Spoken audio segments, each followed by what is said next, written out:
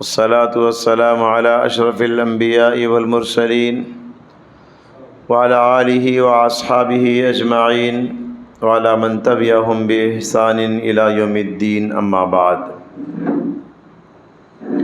أعوذ بالله من الشيطان الرجيم.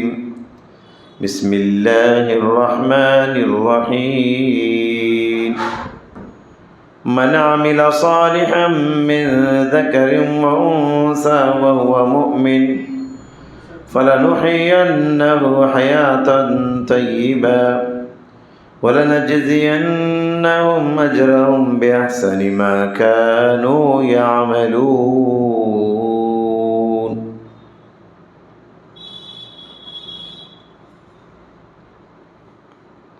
پردہ نشین خواتین اسلام حضرات، مسلسل 2 منگل کی چھٹی کے بعد پھر دوبارہ ہم لوگ اس دینی اجتماع کا آغاز کر رہے ہیں. یقیناً اس طرح کی دینی اجتماع میں بیٹھنا ہمارے آخرت کو بنانے میں اور ہمارے ایمان کو جگانے میں بہت بڑا بنیادی کردار ہوگا. جو آیت کریمہ سورہ نحل کی میں نے تلاوت کیا، اس آیت میں اللہ نے بتایا ایمان والے مرد ہو یا عورت ہو نیک کام جب کرتے ہیں اللہ تعالیٰ ان کو اچھی زندگی عطا فرماتا ہے اور بہترین عمل کا بدلہ بہترین بدلے کی شکل میں اللہ دیتا ہے.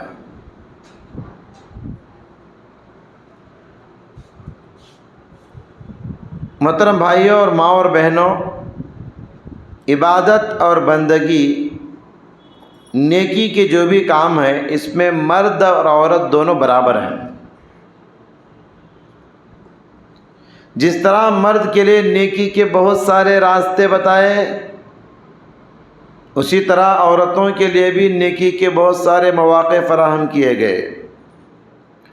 جس طریقے سے اچھے کام کرنے پر مرد جنت میں جاتا ہے، اسی طرح اچھے کام کرنے پر عورتیں بھی جنت میں جاتی ہیں.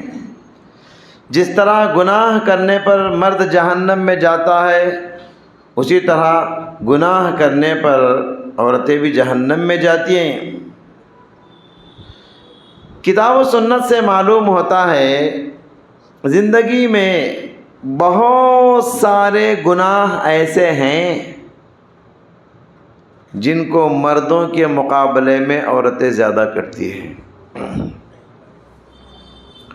گناہ ایسی بات نہیں کہ مرد نہیں کرتے، مرد بھی گناہ کرتے ہیں، عورتیں بھی گناہ کرتی ہیں، لیکن مردوں کے مقابلے میں کچھ گناہ ایسے ہیں جن کو عورتیں زیادہ کرتی ہیں. آج کے اس اجلاس میں انہی بعض گناہوں کی طرف اشارہ کرنے کے لیے میں حاضر خدمت ہوا ہوں جو گناہ عورتوں سے زیادہ ہوتے ہیں. اور میری باتوں کا ہرگز یہ مطلب نہ لے میری ماں بہنیں کہ ان کی حیثیت کو گھٹایا جا رہا ہے، ان کے مقام و مرتبے کو کم کیا جا رہا ہے، ہرگز نہیں. میری ان باتوں کا مقصود یہی ہے ہماری ماں بہنوں کو ان گناہوں سے باز رکھا جائے، کہیں ہماری ماں بہنیں ان گناہوں کا شکار نہ ہو. ان کو آگاہ کرنا مقصود ہے، ان کو اشارہ کرنا مقصود ہے، ورنہ تو اسلام میں ماں بہنوں کا بہت ہی اونچا مرتبہ اور مقام ہے. محترم بھائیوں، ماں اور بہنوں، قوموں کے عروج و زوال میں خواتین کا بہت بڑا کردار ہے. قوم کے ترقی کرنے میں، قوم کے گر جانے میں خواتین عورتوں کا بہت بڑا عمل دخل ہوتا ہے. آپ نے یہ قوم کا نام بار بار سنا ہوگا، بہت بڑی قوم گزری ہے، قوم بنی اسرائیل. قوم بنی اسرائیل جو برباد ہو گئی، جو ہلاک ہو گئی، اس کا ریزن بھی عورتیں تھیں۔ عورت اگر اچھی ہو قوم ترقی کرتی ہے، وہ خاندان ترقی کرتا ہے۔ عورت اگر نالائق ہو، عورت اگر بدماش ہو، گنہگار ہو، وہ خاندان بگڑ جاتا ہے، وہ قبیلہ بگڑ جاتا ہے، وہ قوم، وہ نسلیں برباد ہو جاتی ہے۔ اصل کا اثر نسل پر پڑتا ہے۔ پیارے نبی صلی اللہ علیہ وسلم نے بنی اسرائیل کے بارے میں فرمایا، انما ہلکت بنو اسرائیل حینما اتخذت هذه نساؤهم واخذ خصة من شعرهم۔ بنی اسرائیل جو برباد ہو گئی، بنی اسرائیل قوم جو ہلاک ہو گئی، اس کا سبب یہ تھا ان کی عورتیں کیا کرتی تھی؟ ان کی عورتیں سروں کے اوپر ان کی بالوں سے چونڈے بنایا کرتی تھی۔ وَأَخَذَ خُصَّةٌ مِّن شَعْرِهِ، اللہ نے بالوں کو پکڑ کے بتایا۔ آج بھی دیکھیے کچھ عورتیں برقع بھی پہنتی ہے تو ان کے سروں کے چونڈے نظر آتے ہیں، دیکھیں آپ۔ تو یہ ناجائز فیشن کا رواج ان کی عورتوں میں شروع ہوا، جس کی وجہ سے اتنی بڑی قوم بنی اسرائیل ہلاک و برباد ہو گئی۔ تو چلیے اس تمہیدی گفتگو کے بعد میں آپ کے سامنے ان گناہوں کا ذکر کرتا چلوں جو گناہ ہماری ماں بہنوں میں زیادہ پائے جاتی ہیں۔ بہت سارے گناہ پائے جاتے ہیں، اس میں سے سب سے پہلا گناہ شرک ہے۔ شرک کو آپ جانتے ہیں، اللہ پر جو بھروسہ کرنا چاہیے غیر اللہ پہ بھروسہ کرنا، جو عبادت اللہ کے لیے کرنا چاہیے وہ عبادت غیر اللہ کے لیے کرنا۔ شرک عورتوں کے اندر مردوں کے مقابلے میں زیادہ پایا جاتا ہے۔ آپ دیکھتے نہیں، بچے کو ذرا کیا بخار آ گیا، ذرا کیا بیماری آ گئی، ذرا کیا نظر لگ گیا، فوراً ہماری ماں بہنیں تعویذ گنڈوں کے راستے تلاش کرتی ہیں، مزاروں کا چکر لگاتی ہیں، درگاہوں کا چکر لگاتی ہیں، عامل و کاملوں کے پاس گھومتی پھرتی ہیں۔ حتیٰ کہ بعض ایسی عورتیں بھی دیکھی گئی، برقع پوش عورتیں چرچوں مندروں تک بھی جانے میں گریز نہیں کرتی، وہاں بھی چلے جاتی بچے کے بخار کو دور کرنے، بیماری کو دور کرنے کے لیے۔ اگر وہ مندر کا پجاری یا چرچ کا پاسٹر بھی کچھ دے دیا، وہ عامل کامل وہ لے کر آ کے پہنا دے گی۔ آپ غور کیجئے، گھروں میں جو بچے تعویذ پہنتے ہیں نا، کون پہناتے ہیں؟ مرد کے مقابلے میں عورتیں زیادہ پہناتی ہیں۔ بچے ہمارے پاس پڑھنے کے لیے آتے ہیں، ان کے جسم میں تعویذ گنڈوں کو ہم دیکھتے ہیں۔ میں بلا کے قریب سے پوچھتا ہوں بچوں کو، اکثر بچوں کا جواب یہی ہوتا ہے، ہماری نانی پہنائی، ہماری دادی پہنائی، ہماری ماں پہنائی۔ کوئی نہیں کہتا کہ دادا نانا ماں باوا، کوئی نہیں کہتا، سب عورتوں کے نام لیتے ہیں۔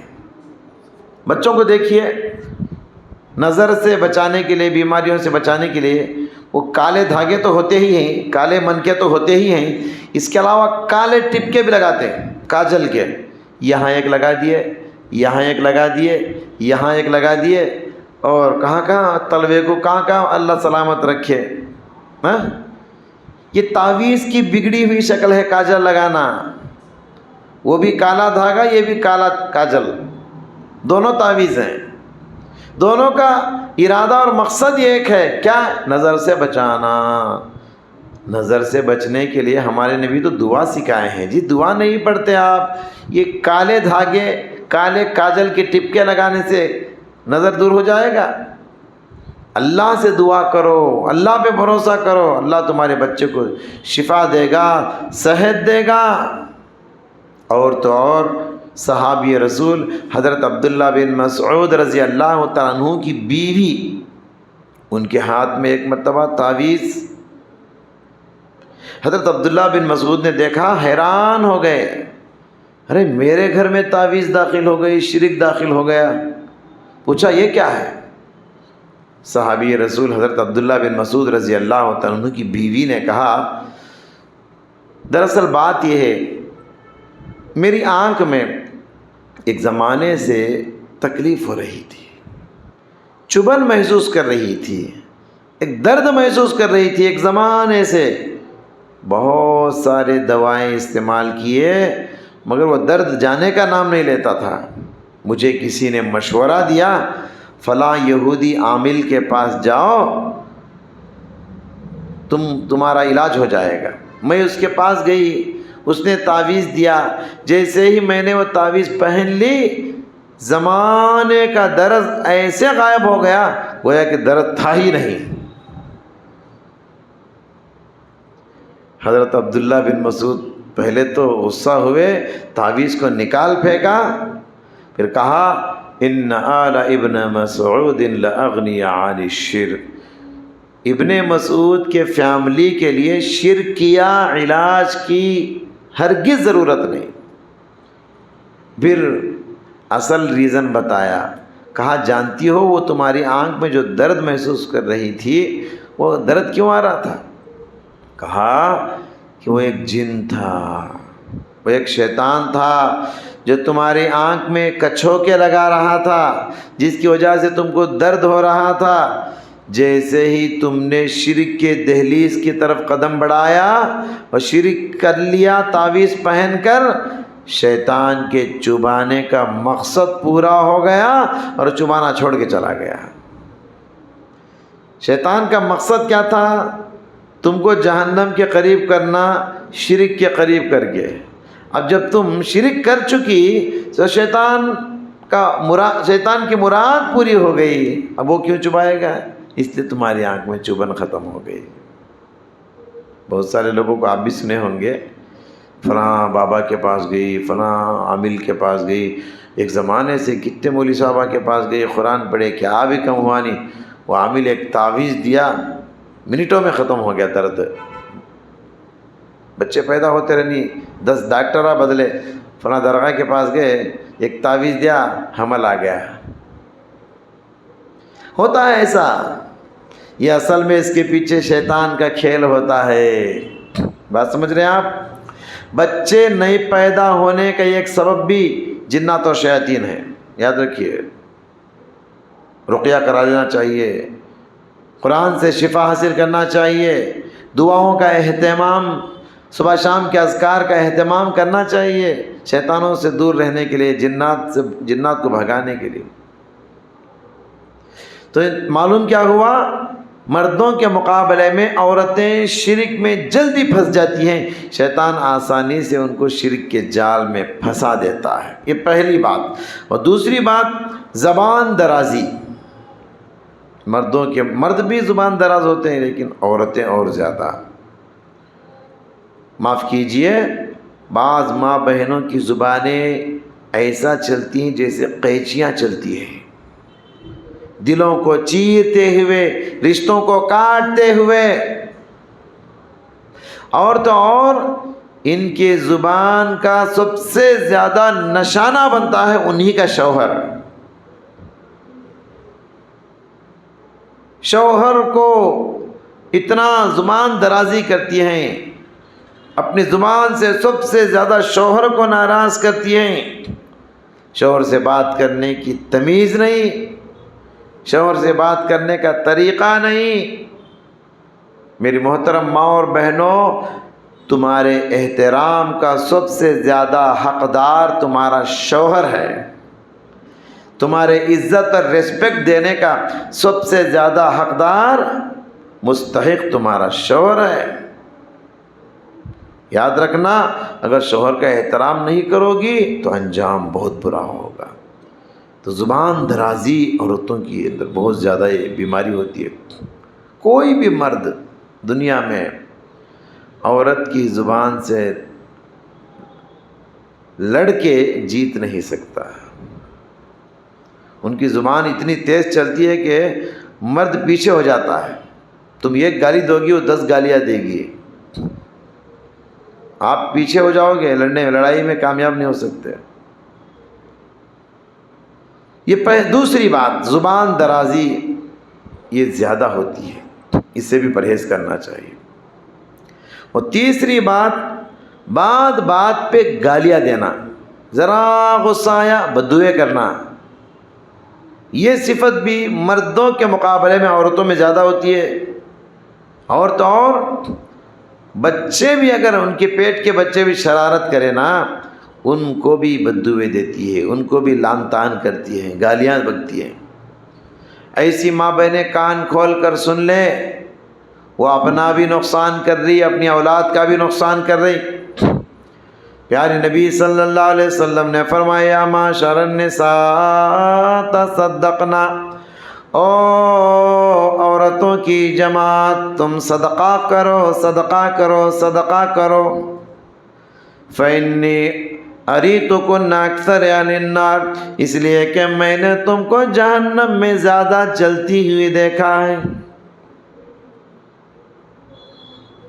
جہنم میں نے جھانک کر دیکھا، عورتیں زیادہ جل رہی تھی۔ عورتوں نے کہا یا رسول اللہ یہ کیا بات ہوئی، ہم عورتیں جہنم میں کیوں زیادہ جل رہی تھی؟ پیارے نبی نے 2 ریزن بتائے۔ پہلا ریزن یہ ہے تکثرن اللعن، تم لعنت ملامت زیادہ کرتی ہو، گالی گلوچ زیادہ کرتی ہو، بددعائیں زیادہ کرتی ہو۔ حدیث میں اللہ کے نبی نے فرمایا لا تدعوا علی انفسکم ولا علی اموالکم ولا علی اولادکم، تم اپنے آپ پر بددعا مت کرو، اپنے مال کے لیے بددعا مت کرو، اپنی اولاد کے لیے بددعا مت کرو، کیونکہ دن اور رات میں ایک گھڑی ایسے ہوتی ہے، اس گھڑی میں کی جانے والی دعا ہو کہ بددعا ہو، قبول ہو کے رہتی ہے۔ ہمارے گھروں میں جو نقصان، جو پریشانیاں ہوتی ہیں، کبھی کبھی وہ ہمارے بددعاؤں کی وجہ سے ہوتی ہے۔ کبھی ہمارے گھر میں ہمارے بچوں کے جنازے اٹھ جاتے ہیں، کیا معلوم یہ ایک مرتبہ غصے کے عالم میں تمہاری کی ہوئی بددعا تھی، آج تمہارے ہی بچے کا جنازہ اٹھ رہا ہے، تم کو معلوم نہیں یہ بات، کیونکہ ذرا غصہ، ارے بچے بچے ہوتے ہیں جی، شرارتی بچے نہیں کریں گے تو بڑے کریں گے کیا؟ کتنا بھی سمجھاؤ، کتنا بھی بتاؤ، بچے بہرحال بچے ہیں، وہ شرارتی کریں گے ہی۔ پیار سے، محبت سے، شفقت سے، یا کبھی ضرورت پڑے تو 1-2 مار بھی مار سکتے ہو، لیکن بددعائیں مت کرو، گالیاں مت دو، لعنت مت بھیجو۔ ہماری لعنت کی، بددعاؤں کی جملے ہی ہمارے بچوں کو نقصان پہنچائیں گے، برباد کر کے چھوڑیں گے خاندان کو، اولاد کو۔ یہ تیسری بات، بات بات پہ گالی دینا، یہ عورتوں کے اندر زیادہ ہوتی ہے۔ چوتھی بات، احسان فراموشی مردوں کے مقابلے میں عورتوں میں زیادہ ہوتی ہے۔ جہنم میں عورتیں جو زیادہ جل رہی تھی، اس کا دوسرا ریزن اللہ کے نبی نے یہی بتایا، تکفرنا، تم نافرمانی اور ناشکری زیادہ کرتی ہو۔ عورتوں نے کہا کیا ہم اللہ کی ناشکری کرتی ہیں؟ کہا نہیں، اپنے شوہروں کی ناشکری، شوہر کا احسان مانتی نہیں۔ دیکھیے ایک عورت کو اس کا باپ کب تک پالتا ہے؟ 18 سال، 19 سال، 20 سال تک پالتا ہے، اس کے بعد شادی کر کے شوہر کے حوالے کر دیتا ہے۔ اب باقی پوری زندگی کون پالتا ہے، کون کھلاتا پلاتا پہناتا ہے؟ بولو، شوہر۔ لگ بھگ 50 سال، 40 سال اس کے بعد اس کا شوہر اسے پالتا ہے، اتنا کھلایا، اتنا پلایا، اتنا پہنایا، لیکن زندگی میں 40 سال کھلانے کے بعد، 30 سال کھلانے کے بعد، زندگی میں کسی دن ذرا کمی ہو جائے کھلانے پلانے پہنانے میں، پیارے نبی نے فرمایا عورت یہ جملہ کہتے ہوئے ذرا بھی نہیں سوچتی، ما رأیت منک خیرا قط، میں نے تمہاری زندگی میں کوئی خیر نہیں دیکھا ہے، تمہیں ہمیشہ استاد جی ختم، پوری زندگی میں جو 30-40 سال کھلایا پلایا نا، سو پر پانی پھیر دیا، احسان کو بھلا دیا۔ ہونا تو کیا چاہیے؟ اس کے 30-40 سال کے احسانات کو یاد رکھے، اس ایک جو غلطی ہو گئی اسے معاف کرے، لیکن اس ایک غلطی کی وجہ سے سارے احسانات پر پانی پھیرنا، کہنا کہ تم ہمیشہ ویسے ہی کرے میرے ساتھ، میں نے تمہارے اندر کوئی بھلائی دیکھی ہی نہیں پوری زندگی میں، جب سے شادی ہوئی تمہاری ہم سے، تم ہمیشہ ایسے ہی کرے میرے ساتھ پورے احسانات۔ یہ جملہ مرد کے لیے بہت ہی خطرناک ثابت ہوتا ہے، بہت ہی تکلیف دہ ثابت ہوتا ہے۔ تو احسان فراموشی ماں بہنوں کے اندر مردوں کے مقابلے میں زیادہ ہوتی ہے۔ اور نمبر 5 عورتوں کے اندر جو گناہ پائے جاتے ہیں، اس میں سے گناہ کیا ہے؟ شوہروں کی نافرمانی کا مزاج۔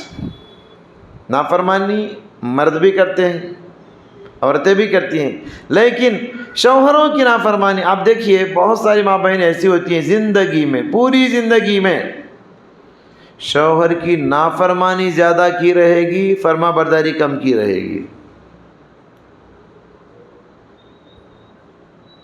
شوہر کی نافرمانی بہت بڑا گناہ ہے، اور خاص کر اللہ کے نبی نے حق بستر کے بارے میں ارشاد فرمایا، جو عورت شوہر کا بستر کا حق ادا نہیں کرتی لعنتها الملائکۃ حتی تصبح، رات بھر فرشتے اس عورت پر لعنت کی بارش برساتے رہیں گے یہاں تک کہ صبح ہو جائے۔ جو عورت شوہر کی بات نہیں سنتی، نافرمانی کرتی ہے، دوسری حدیث میں فرمایا اللہ اس عورت سے اس وقت تک ناراض رہتا ہے جب تک کہ وہ اپنے شوہر کو راضی نہ کر لے۔ جاؤ، تمہارا شوہر تم سے دل سے ناراض ہے۔ بعض شوہر کیا ہوتے ہیں معلوم کیا؟ باہر سے اس کے ساتھ ہنسی خوشی ایسے ہی زندگی بتا دیتے ہیں، لیکن اندر سے بڑے ناراض ہوتے ہیں اس کی حرکتوں کی وجہ سے، اس کی نافرمانیوں کی وجہ سے، اس کی خیانت کی وجہ سے اندر سے بڑے ناراض ہوتے ہیں۔ یہ بات عورتوں کو معلوم بھی ہوتا ہے۔ اب کیا کرتا ہے شوہر بھی بیچارہ، اب بچے بھی ہو گئے، بچے بھی بڑے ہو گئے، اب طلاق وغیرہ دے کے کیا کریں گے؟ باقی زندگی ایسے ہی گزار لیں گے، 4 دن کی جگہ ہے یہ۔ اللہ کے نبی نے فرمایا جو عورت شوہر کو ناراض کر کے زندگی گزارتی ہے، اللہ اس عورت سے اس وقت تک ناراض رہتا ہے جب تک کہ وہ اپنے شوہر کو راضی نہیں کر لیتی ہے۔ جاؤ اپنے شوہروں کے پاس، معافی تلاشی کر لو، لیکن اس سے خوش کرو، اس کو راضی کر لو، کیونکہ جب تک تم شوہر کو راضی نہیں کرو گے تمہارا رب بھی تم سے راضی نہیں ہوگا۔ شوہر ناراض ہے تو مطلب سمجھیے تمہاری عبادتیں بھی قبول نہیں ہو رہی ہیں، تمہاری عبادتیں بھی قبول نہیں ہو رہی ہے۔ بعض ماں بہن ہیں ماشاءاللہ برقع پردے کے بڑے پابند، انکھیا کے سوا کیا بھی دکھتا نہیں، رات کو تہجد کے پابند، مہینے میں ایک قرآن روزانہ 1 پارہ پڑھتے ہیں، ختم کرتے ہیں، اور صدقہ خیرات میں ہاتھ لمبا دل بڑا، پڑوسیوں کو کھلانا، رشتہ داروں کو دینا دلانا، دل والی، 5 وقت نماز کے پابند، رمضان آیا تو عبادتوں میں مگن ماشاءاللہ، لیکن شوہر ناراض۔ اللہ کے حقوق اچھے ادا کر رہی، مگر شوہر کا حق کون ادا کرے گا؟ تم کیا سمجھتی ہو اللہ کے پاس میں پرفیکٹ بن جاؤں، شوہر ناراض ہو تو مجھے کیا لینا دینا، میرا رب مجھ سے راضی ہو تو کافی ہے۔ تمہارا رب بھی اس وقت تک راضی نہیں ہوگا جب تک کہ تمہارا شوہر تم سے راضی نہیں ہوگا۔ حدیث میں ہے، ایک حدیث میں تو اس بات کا اشارہ ملتا ہے، اس عورت کی نماز، اس عورت کی عبادتیں آسمان تک جانا تو دور کی بات، اس کے سر کے اوپر بھی نہیں جائیں گی، کیونکہ تمہارا شوہر تم سے ناراض ہے۔ تمہاری یہ عبادتیں سر کے اوپر بھی نہیں جائیں گی۔ اللہ کو کہاں راضی کرو گے؟ جنت پہ کہاں جاؤ گی تم؟ اس کی مثال ایسے ہی ہے، مثال کے طور پر 10th کا ایگزام لکھتے ہیں نا، کوئی بھی ایگزام، اس میں 4-5 سبجیکٹ ہوتے ہیں، mathematic, English, Hindi, science, social وغیرہ۔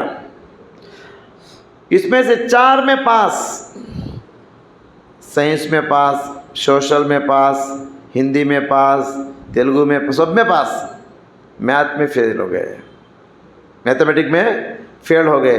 اب آپ پاس شمار ہوں گے، فیل میں شمار ہوں گے؟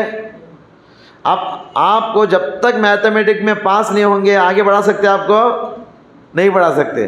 ہماری عورتوں کی مثال بھی ویسے ہی ہے، نماز میں پاس، قرآن کی تلاوت میں پاس، صدقہ خیرات میں پاس، تہجد کی نماز میں پاس، ماہ رمضان کے روزوں میں پاس، شوہر کو راضی کرنے میں فیل۔ ابھی جنت میں جائے گی؟ نہیں جائے گی۔ کیوں؟ اس کی عبادت سر کے اوپر بھی نہیں گئی، آسمان تک، جنت تک کہاں جائیں گے بھی؟ تو میں یہی کہتا ہوں، شوہر کو ہمیشہ راضی کرو۔ اللہ رسول کے بعد تمہارے لیے تمہارے شوہر کا مرتبہ ہے۔ اس کو نافرمان کر کے تم کیا بنانا، جنت بنانا چاہتی ہو یا جہنم بنانا چاہتی ہو؟ ایک عورت اللہ کے نبی کی خدمت میں حاضر ہوئی، پیارے نبی کہا تمہارا شوہر ہے کیا؟ کہا خدمت کرتی ہو کا؟ کہا ہاں۔ پھر فرمایا، خاص کر نصیحت کیا، فنظری عینانتی، شوہر کے سلسلے میں خبردار، فإنما هو جنتک ونارک، اس لیے کہ وہی تمہارے لیے جنت ہے، وہی تمہارے لیے جہنم۔ کیا مطلب؟ اس کو راضی کرو گی جنت میں جاؤ گی، اس کو ناراض کرو گی جہنم میں جاؤ گی۔ ہر جائز بات ماننا چاہیے، جائز حکم پر عمل کرنا چاہیے۔ ہاں، شوہر اگر نافرمانی کا حکم دیتا ہے مت کرو۔ شوہر کہتا ہے برقعے کے بغیر چلو باہر، بولو میں نہیں آؤں گی، اگر تو کہ تم ناراض ہو جاؤ۔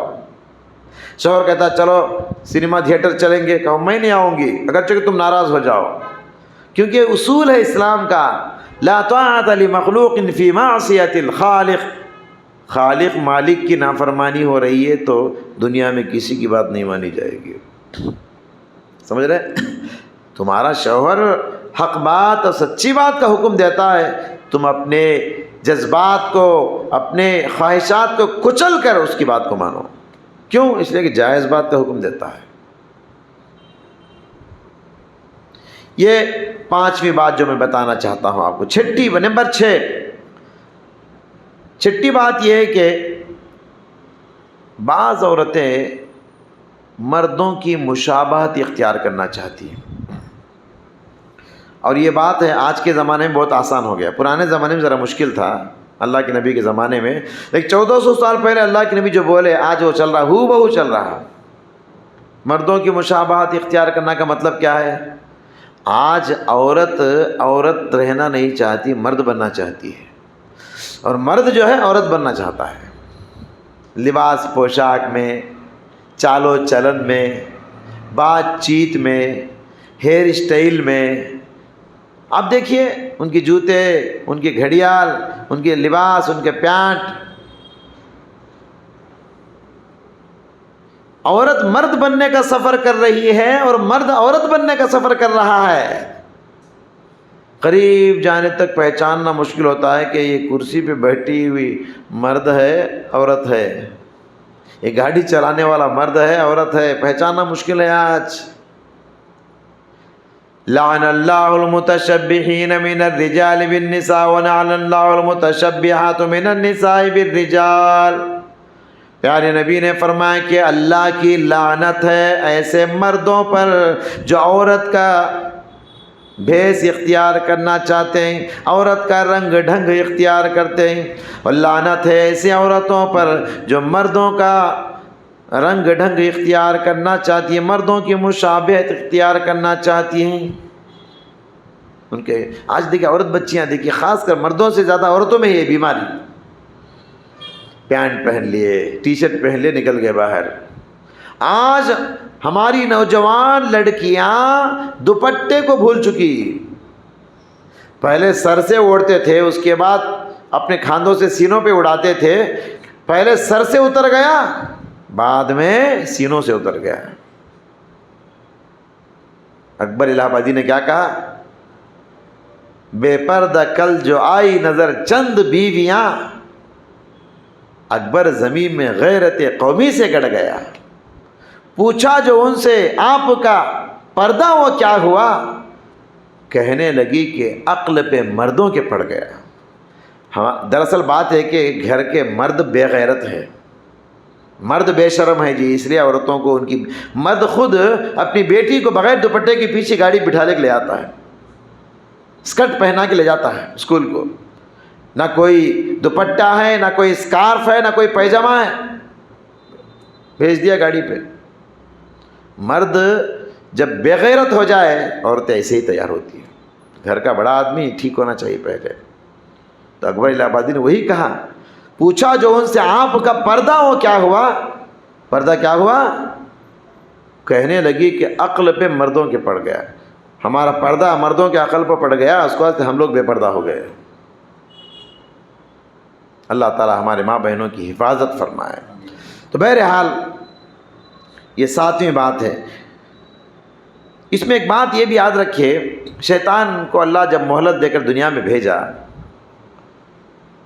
شیطان اللہ سے ایک چیلنج کر کے آیا. معلوم بیانوں میں سن کے رہتے آپ لوگ، شیطان جب جنت سے نکل کے زمین پہ آ رہا تھا تو اللہ سے ایک چیلنج کرا. کیا چیلنج کرا؟ فَلَيُغَيِّرُنَّ خَلْقَ اللَّهِ، اللہ تیری پیدائش کو بدل کے رکھ دوں گا. تو جیسا پیدا کرا بندوں کو یہ ویسے نہیں رہیں گے، بدل دوں گا. عورت کو مرد بنا دوں گا، مرد کو عورت بنا دوں گا. جو عورت مرد بننا چاہتی ہے اور جو مرد عورت کا لباس پوشاک اختیار کرتا ہے، یہ مرد یا عورتیں حقیقت میں شیطان کے اسی ایجنڈے کو پورا کر رہے ہیں، شیطان کے اسی چیلنج کو یہ پورا کر رہے ہیں. سمجھ رہے؟ لہذا میں ماں بہنوں سے خاص کر گزارش کرتا ہوں، ہمارے گھروں میں جو خاص کر جو عورت بچیاں ہیں، بچپن سے ہی ان کو ایسے لباس، عورتوں کو لباس پہنائیے، جسم بھرا لباس.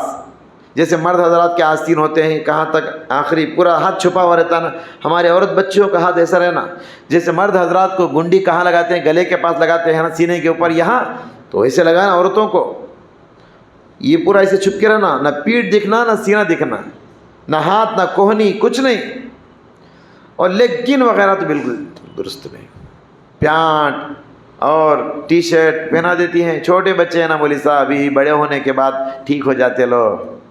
یاد رکھو بچپن میں ہی تم بے شرم بنا دیے، بڑے ہونے کے بعد شرم کہاں سے آتی جی؟ شرم بچپن سے لاؤ. بچپن سے ہی بچی وہ سینے پہ دوپٹہ ڈالتے رہی، اس سر کو چھپاتے رہی، عادت ہو جاتی اسے. 20 سال کی عمر آنے تک، 15 سال کی عمر آنے تک تم نے دوپٹے سے دور رکھی. اب اسے بولی سر پہ پردہ ڈالو، سینے پہ پردہ ڈالو، بولی کہ گرمی کرتی ہے، عادت نہیں نا مجھے. یہ سچ اچھا ہے کیونکہ ویسے عادت ڈالے تم میرے سے. بچپن سے ہی 7 سال کی عمر آنے کے بعد ہی پردہ شروع کر دینا. 7 سال سے پہلے تک ذرا چھوٹ ہو سکتا ہے، چھوٹے بچے ہوتے ہیں. سمجھ رہے؟ نمبر 8، عورتوں کے اندر جو برائی ہوتی ہے اس میں سے ایک برائی کیا ہے؟ عریانیت. عریانیت بولے کیا جی؟ بے پردگی، ننگا پن. آج عورتوں کا لباس دیکھیے، آدھا جسم چھپا ہے، آدھا جسم ننگا ہے. وہی میں بولا نا ابھی، ہماری دادی اماں نانی اماں کا لباس یاد ہے کیسا تھا؟ کرتنے پہنتے تھے، دیکھیں وہی صحیح لباس ہے. اور آج کا جو لباس کا کلچر ہے، یہ ساڑی پہننے کا کلچر، یہ لباس پہننے کا جو کلچر ہے جس میں پیٹ نظر آتا ہے، پیٹھ نظر آتا ہے، جائز نہیں اسلام کے اندر. بہت ساری ماں بہنیں ان سب لباس سے توبہ کر کے، جیسے مرد کا لباس ہوتا ہے مکمل جسم کو چھپانے والا پیجامہ لالچی، اس میں آ چکی ہیں. پیارے نبی نے فرمایا کہ قیامت کے قریب ایسی عورتیں آئیں گی جو جہنم میں جانے والی ہوں گی. صنفان من اہل النار، یہ جہنمی ہوں گی. فرمایا کہ نساء کاسیات عاریات مائلات ممیلات رؤوسهن كأسنمة البخت المائلة لا يدخلن الجنة ولا يجدن ريحها وإن ريحها ليوجد مسيرة كذا وكذا. ان قریب ایسی عورتیں آئیں گی، آج سے 1400 سال پہلے فرمایا، قیامت کے قریب آئیں گی، کپڑا پہن کر بھی ننگی ہوں گی، لوگوں کو اپنی طرف مائل کریں گی، خود بھی ان کی طرف مائل ہوں گی. رؤوسہن کاسنمۃ البخت المائلہ، ان کے سر جو ہے بختی اونٹوں کی طرح ایک طرف جھکے ہوئے رہیں گے. کہ جنت کی خوشبو بھی ان کو نصیب نہیں ہوگی، جنت میں جانا تو دور کی بات. ان کے سر بختی اونٹ کے اوپر، پیٹھ کے اوپر ایک کوہان رہتی، دیکھیں کیا، وہ ایک طرف جھکا ہوا رہتا ہے. اب ان کے چال بھی دیکھیے، ایسا سر جھکا کے ایسا مٹک مٹک کے چلتی ہے. کیٹ واک بولتے، کیا واک بولتے، واکنگ بھی الگ الگ ہے ان کے. ہاں سب دیکھتے ہیں لوگ ان کی چال چلن. ابھی بنی اسرائیل کے بارے میں کیا فرمایا؟ سر پہ چونڈے باندھیں گی، یہ بھی اسی کی ایک شکل ہے کوہان کی طرح. تو کہا لباس پہنیں گی مگر ننگی ہوں گی. کیا مطلب؟ 3 طرح کے لباس. پہلا لباس ٹائٹ فٹ، وہ لیگن ہے نا، بنیان کلاتھ، جائز نہیں. جسم کو چمٹ کے رہتا، ربر کے جیسا، چمڑی جیسا لگ کوئی جسم کو، وہ لباس بھی چمڑی کے جیسا جسم کو لگا ہوا رہتا. معلوم نہیں ہوتا اگر چمڑی کا رنگ ہو، یہ لباس پہنی ہے نہیں پہنی معلوم ہوتا نہیں. لیگن کے کلچر سے توبہ کیجئے. گھروں میں جتنے لیگن ہیں آگ میں جلا دیجئے، آپ کو ثواب ملے گا، مگر اپنی بچیوں کو مت پہنائیے. ٹیٹ برقعے بھی کیسے آگے دیکھیں، ذرا لوز ہے تو ٹیلر کن چل جاتے. کیا جی میں دیے سو ماپ کیا ہو، 1 انچ بڑا ڈالے تمہیں یا کھاندے کنے، ذرا سرکاؤ. ذرا آدھا انچ بھی بڑا نہیں ہونا، کٹ کر آتے ڈانٹ کے آتے. برقع جو ہے ذرا لوز ہے کیا کرتے معلوم، 2 ناڑے دیتا ہے، پیچھے ٹیٹ بننا ایسا جائز نہیں. عورت چلتی ہے تو اس کا اونچ نیچ جسم کا ظاہر نہیں ہونا، ایسا ڈھیلا ڈھالا لباس رہنا. جسم کا اونچ نیچ ظاہر نہ کرو، یہ بے حیائی ہے، یہ بے شرمی کی انتہا ہے. یہ پہلا لباس ٹائٹ لباس، لباس پہن کر بھی ننگے ہیں آپ. نمبر 2 باریک لباس، نیٹ والا لباس، کپڑوں کے دریچوں سے بدن جھانک رہے ہیں. آج کل ایسے کپڑے آ گئے، کپڑے کو بھی کھڑکیاں، ہاں یہاں ایک سوراخ، یہاں ایک سوراخ، یہاں ایک سوراخ، یہاں ایک سوراخ، دیکھتے نہیں آپ؟ کپڑے کو کھڑکیاں. یا باریک لباس، پینٹ اچھا رہتا، 1000 روپے پینٹ، اسے وہاں ذرا پھاڑ ڈالے سمجھو 2000. اچھا پینٹ سستا، اسے لے کیسی لے کے جاتا ہے، گڑیا کن پھاڑ ڈالو 2 جگہ، کتنا بھائی تو 2000 کہتے ہو. کہیں پھٹکو ہے نا، اندھی ہوگی دنیا. ان کیا بولا کہ واچ کرتے ہیں ہمیں. ہاں ویسٹرن کلچر کو فالو کرنے والے کہاں سے کامیاب ہوں گے. یہ دوسرا لباس باریک لباس. اور تیسرا لباس جو لباس پہن کر بھی ننگی ہوں گی، آدھا جسم چھپا ہے آدھا جسم کھلا ہے. ہاتھ اتنا چھپنا نا، یہاں تک ہی چھپتا، یہ ایک ننگا، یہ چھپا ہوا ہے نا. دیکھیے آج کل عورتیں جو ٹخنے سے اوپر پہن لے پھرتی ہیں پورے، مردان ٹخنے سے نیچے لٹکا کے پھرتے ہیں. وہ بولا نا میں، مرد جو ہے عورت بننا چاہتا ہے، عورت مرد بننا چاہتی ہے. تو بہرحال یہ عریانیت کا کلچر بھی، اس سے ہم سب کو توبہ کرنے کی ضرورت ہے. ایسی عورتیں جنت میں جانا تو دور کی بات، جنت کی خوشبو بھی نصیب نہیں ہوگی. اور جنت کی خوشبو کہاں تک آتی معلوم نہیں معلوم، حدیث میں ہے 40 سال کی مسافت. مثال کے طور پر یہاں سے نکلے، تمہیں رکے بغیر 40 سال چلتے رہے، 40 دن نہیں جی، 40 مہینے نہیں، 40 سال. کتنے دور جاتے ہیں؟ جنت کی خوشبو وہاں تک آتی ہے. ایسی عورتوں کو اس سے بھی دور رکھتے جنت سے، وہ خوشبو بھی نہیں ملنا. کتنی وعید آئی ہے، آپ غور کریں. بہرحال باتیں تو اور بہت ہیں، میں نوٹ کر کے آیا ہوں، مگر وقت ہمارا ختم ہو رہا ہے. میں اپنی بات کو ختم کرتے ہوئے ایک بات کی طرف اشارہ کر کے اپنی بات ختم کروں گا. یہ شعبان کا مہینہ ہے. شعبان کی آج 14ویں تاریخ ہے، اور آج مغرب سے 15 شعبان شروع ہوتی ہے. شعبان کا مہینہ جب بھی آتا ہے، بہت سارے لوگ پوچھتے رہتے ہیں رات میں جاگ سکتے ہیں کیا، اور دن میں روزہ رکھ سکتے ہیں کیا، اور سب لوگ مل کے قبرستان جا سکتے ہیں کیا. دیکھیے یہ تینوں کام شریعت سے ثابت نہیں ہے. کوئی ایک حدیث میں بھی اتھینٹک حدیث کوئی نہیں بتا سکتے، لیکن چلا آ رہا ہے بہت زمانے سے. مٹھائیاں پکانا، گھروں کو صاف کرنا، چولہا صاف کرنا، اچھے کپڑے پہننا، لائٹنگ لگانا، قبرستان کو چمکانا، بھیڑ کی شکل میں قبرستان کو جانا، اسلام میں اس کا کوئی اتھینٹک ثبوت نہیں ہے. کچھ ضعیف حدیثیں ہیں، لیکن ضعیف حدیث کا مطلب کیا ہے؟ وہ حدیثیں ہمارے نبی نے نہیں کہا، لوگوں نے بنا لیا، نبی کی طرف جوڑ دیا، نبی نے کہا بول کے.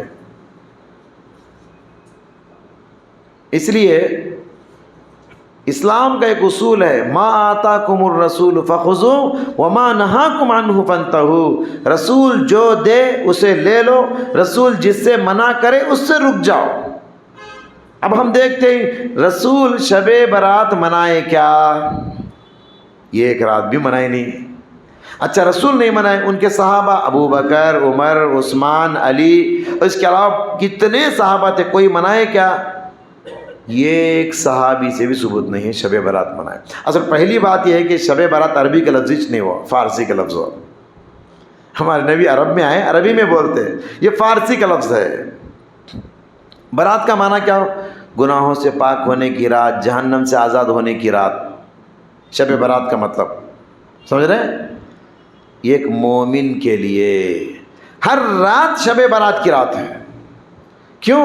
ہر رات اللہ پہلے آسمان پہ آ کے اعلان کرتا ہے، حل من سائل اعطی حل من مستغفر اغفر له. ہے کوئی مانگنے والا، میں اسے دینے کے لیے آیا ہوں. ہے کوئی مغفرت طلب کرنے والا، میں اسے معاف کرنے کے لیے آیا ہوں. ہاں ایک حدیث ملتی ہے حسن درجے کی شعبان کے حوالے سے. وہ اس حدیث میں کیا ہے؟ اللہ تعالیٰ نصف شعبان یعنی 15ویں شعبان کی رات کو سوائے 2 انسانوں کے سب کو بخش دیتا ہے. وہ 2 کون ہیں بد نصیب جن کو اللہ معاف نہیں کرے گا 15 شعبان کی رات میں؟ ایک ہے شرک کرنے والا، دوسرا ہے مشاہن یعنی دن میں کیلا کپٹ پالنے والا، ان رشتہ داروں سے تعلقات کٹ کر کے جینے والا. ان دونوں کی بخشش نہیں ہوتی، سب کی بخشش ہوتی. اتنا ہے حدیث میں، یہ حدیث حسن درجہ تک صحیح حدیث ہے. اس میں جاگنے کا ذکر کہاں ہے؟ اس میں عبادت کرنے کا ذکر کہاں ہے؟ اس میں نماز پڑھنے کا ذکر کہاں ہے؟ اس میں تلاوت کرنے کا ذکر کہاں ہے؟ آپ اگر مومن ہیں، آپ ہیں موحد ہیں، رشتہ داروں سے اچھے تعلقات رکھے ہیں، ان 2 گناہوں سے آپ بچے ہیں، رات بھر سو کر بھی آپ اللہ کی بخشش کو پا سکتے ہیں. سمجھ رہے ہیں؟ جو لوگ یہ سب کام کرتے ہیں، روزہ رکھتے ہیں، صبح میں رات بھر جاگتے ہیں یا آدھی رات جاگتے ہیں، الگ سے عبادتوں کا اہتمام کرتے ہیں، نبی نے جو کام نہیں کیا ہم وہ کام کر کے ڈرنا چاہیے. کہیں ایسا تو نہیں کہ ہم گناہ کر رہے ہیں، نیا کام کر کے، بدعت کر کے. اللہ سے دعا ہے اللہ تعالی ہم سب کو ہر طرح کے بدعت و خرافات سے حفاظت فرمائے. جو کام نبی نے کیا، نبی کے صحابہ نے کیا، صحیح حدیثوں سے جو ثابت ہے اسی کے مطابق زندگی گزارنے کی توفیق عطا فرمائے. بعض لوگوں نے اس کا نام عید ہی رکھ دیا ہے، حالانکہ مسلمانوں کے لیے عید الاضحیٰ عید الفطر ہے. اس کا نام کیا رکھا ہے معلوم؟ مردہ کی عید، بڑیا کی عید. قبرستان کو جاتے ہیں، کیا زندگی میں شعبان میں قبرستان جاتے آپ؟ پیارے نبی نے کیا فرمایا؟ فزوروہا فإنہا تذکر الآخرہ. بار بار قبرستان جاؤ جی، آخرت کی یاد تازہ ہوتی. تم کو کس نے بتایا کہ شعبان میں ہی قبرستان کو جانا چاہیے؟ اللہ عمل کی توفیق عطا فرمائے. وآخر دعوانا الحمدللہ رب العالمین.